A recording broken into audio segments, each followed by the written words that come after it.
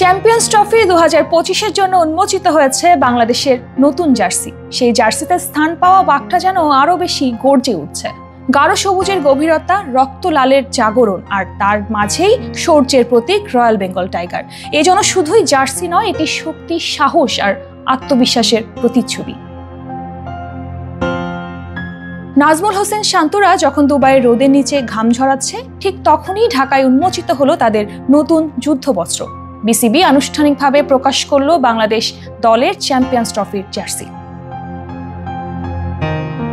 প্রতিবারের মতো এবারও লাল সবুজ রঙের আধিপত্য থাকলেও রঙের গভীরতা এসেছে নতুনত্ব।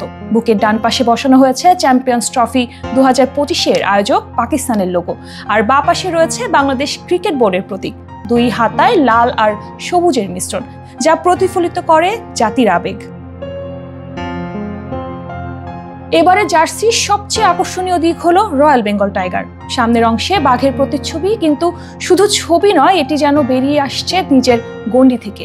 বিসিবির ক্রিকেট পরিচালনা বিভাগের প্রধান নাজমুল আবেদিন ফাহিম বলেন, বাঘ এবার নিজের জায়গা থেকে বেরিয়ে আসছে, আত্মবিশ্বাসী, শক্তিশালী, নির্ভীক, ঠিক যেমনটা আমরা দেখতে চাই আমাদের ক্রিকেটারদের মধ্যে।